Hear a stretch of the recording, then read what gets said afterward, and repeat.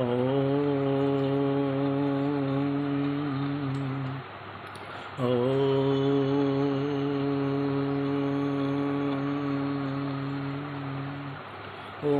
Anandamayi चैतन्यमयी सत्यमयी Parme Om Sri Aurobindo Mira is my refuge. Good morning, Namaste, Vande Mataram, welcome all of you. The topic of this morning's discussion will be on Sadhana through meditation part 2. So initially we have seen Sadhana through meditation part 1, of course. Now it is the turn to discuss upon this second part of this Sadhana through meditation. Here will very interesting couple of terms will get, of course, very interesting terms, that is Samadhi, Sachidananda, Nirvikalpa Samadhi, couple of terms that we are going to discuss here in this point of discussion, in this topic of discussion. Still in the course, we are not going to focus upon this part 1. Already we have discussed on the difference between contemplation, meditation, concentration. So many things we have discussed upon. Now we are straightly we are going to the silence, silent mind. During the course writes here, everything will discussed on this topic throughout this discussion. Everything will be discussed from the writings of Sri Aurobindo. The silent mind is a result of yoga. The silent mind is a result of yoga. The ordinary mind is never silent. This is the difference. This is the great difference rather. The ordinary mind is never silent. The ordinary mind, when it actually follows the process of yoga, becomes silent mind. The thinkers and philosophers don't have the silent mind. They don't have, because they don't have the process of meditation. It is the active mind they have only. Of course, they concentrate. So the common incoherent mentalizing stuffs and the thoughts that arise and enter and shape themselves are coherently restricted to the subject or activity of the hand. So these are the things they get disturbed. They don't have the silent mind. For this mind, ordinary mind, to be silent, it requires the process of yoga.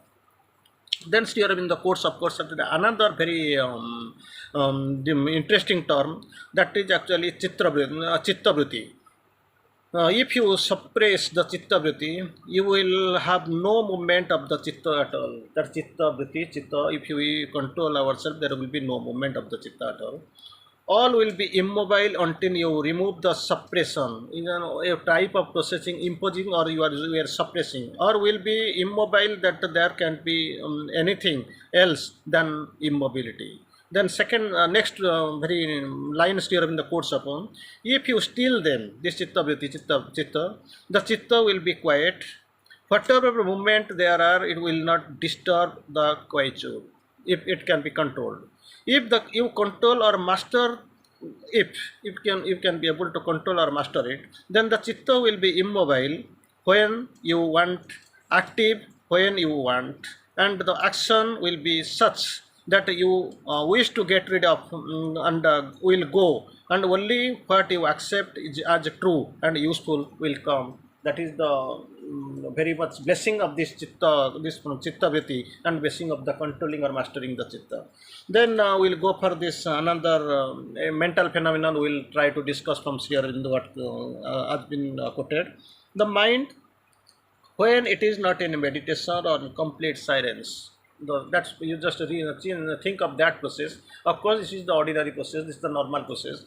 When the mind is not in meditation or in complete silence, it's always active with something or other. It is always active. It is mobile. So with its own ideas or desires, or with other people, or with things, or with talking, it is engaged. It is mobile. It is moving here and there. So next we'll go, if higher meditation or being above keeps one dull or without any kind of satisfaction or peace in sadhana, there are the only two reasons, ego or inertia. If There is no higher meditation or being, it is actually keeping dull or without any kind of satisfaction. This is due to two processes usually, that is ego or inertia. I can think of. This is the question answer. The two things are there. This is there well inside you. That is, one is ego, another is inertia. Next, Sri Aurobindo tries to explain very in a very yogic line. Sri Aurobindo quotes, "It is quite natural to want to meditate while reading the yogic literature. It is very much natural when we are reading the yogic literature. Then this very much easy to quite natural to want to meditate while reading yogic literature. But that is not laziness. This is the natural process of this meditation. The laziness of the mind consists not only meditating when consciousness wants to do so.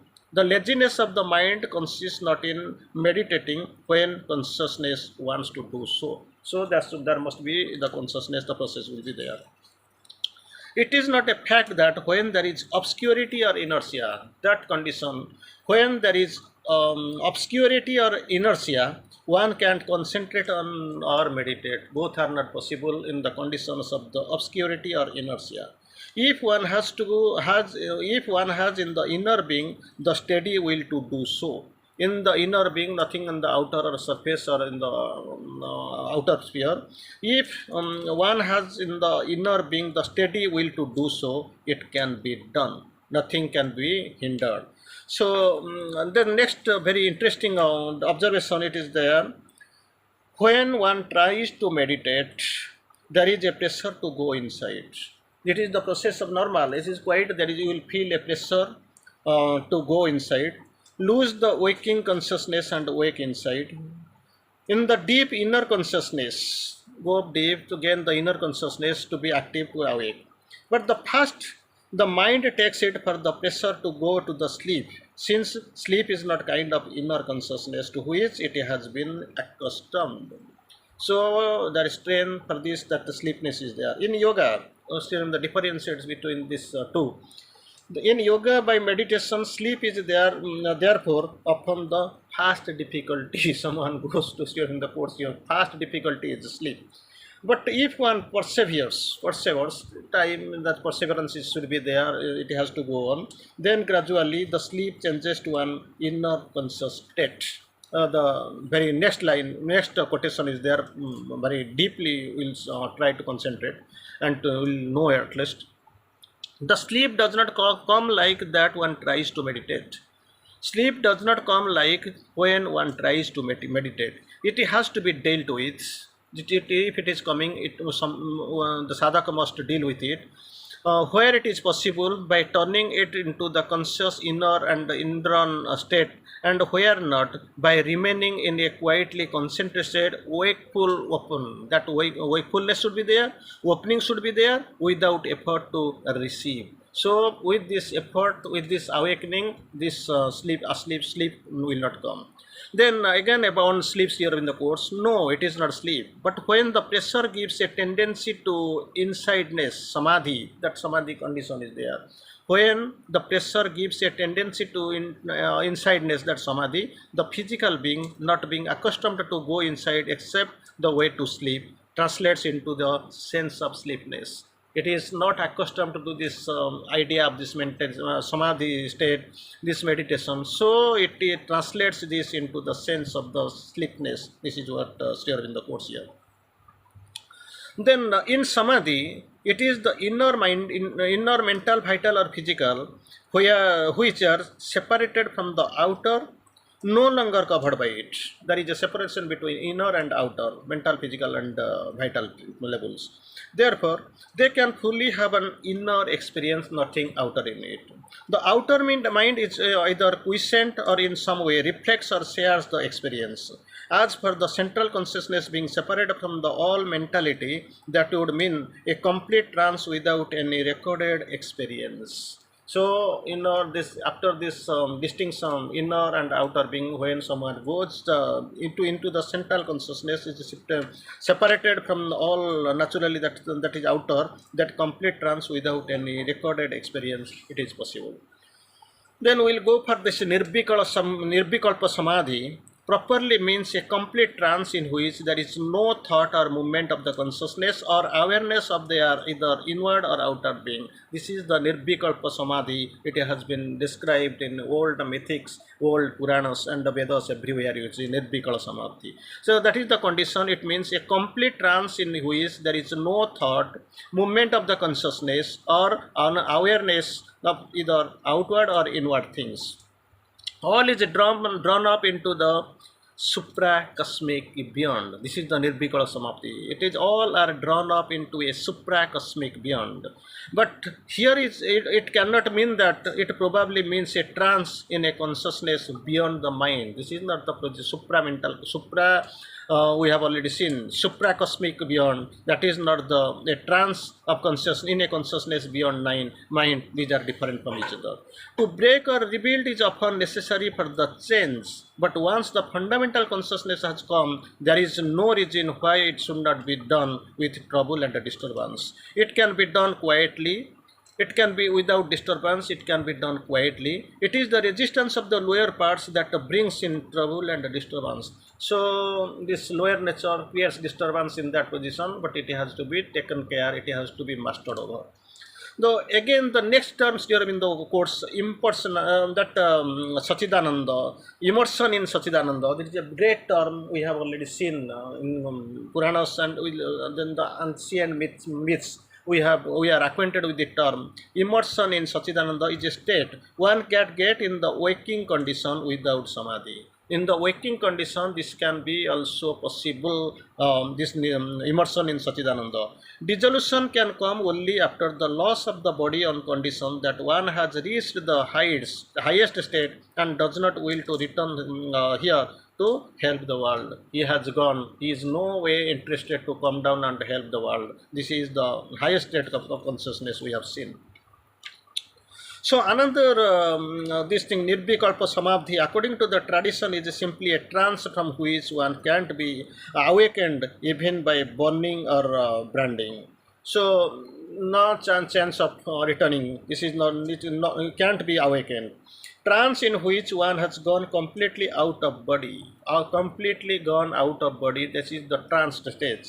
In more scientific parlance, it is a trance in which there is no formation or movement of the consciousness, and one gets lost in the state from which one can bring back no report except that one is in bliss. Only the condition is bliss. There is no other report. There is nothing more. Only the bliss is there.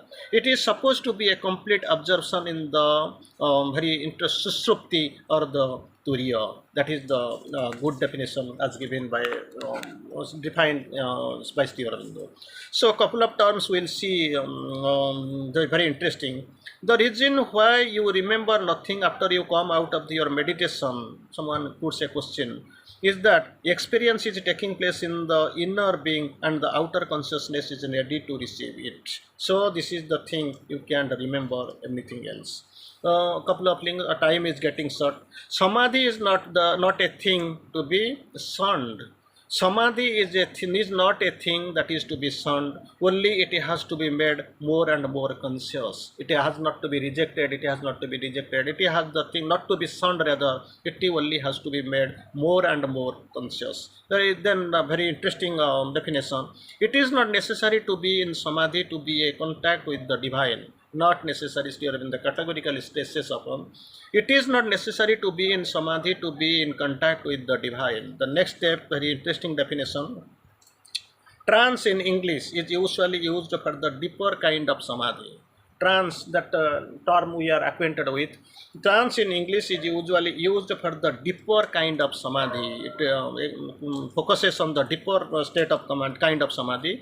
But as there is no other word here in the course, we have to use it for the all kinds. Thank you.